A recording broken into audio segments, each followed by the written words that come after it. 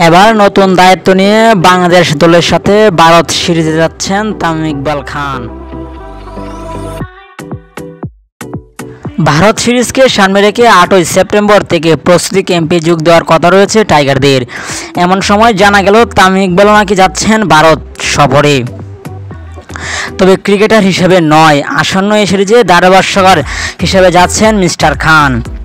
Bangladesh cricket বিষয়ক ওয়েবসাইটকে এমনটা নিশ্চিত করেছে বিসিবি একটি সূত্র। ইতিমধ্যে সম্প্রচারকারী প্রতিষ্ঠান স্টারের সঙ্গে কথাবার্তা চলছে তামিমের। এখনও চূড়ান্ত সিদ্ধান্ত আসেনি, তবে সেই পথেই এগোচ্ছেন মিস্টার খান। দীর্ঘদিন দলকে ব্যাট হাতে নেতৃত্ব দেওয়া এই তামিম ইকবাল এবার দলের হয়ে করবেন, দলের হয়ে হাতে তুলবেন মাইক্রোফোন।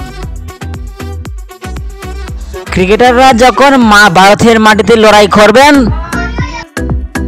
তামিমকে তখন দলের হয়ে ম্যাচ বিশ্লেষণে দেখা যাবে। নানান সময়ে তামিম জানিয়েছেন ক্রিকেট ছাড়ার পরে ধারাভাষ্য আসতে চাওয়ার কথা।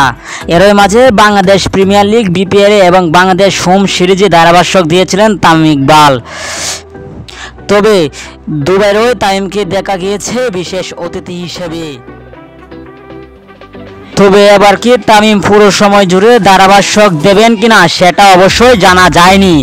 পেশাদারভাবে পুরো সময় জুড়েও তামিম যেমন ধারাভাষ্য দিতে পারেন, একইভাবে অতিথি ধারাভাষ্যকার হিসেবেও তাকে দেখা যেতে পারে।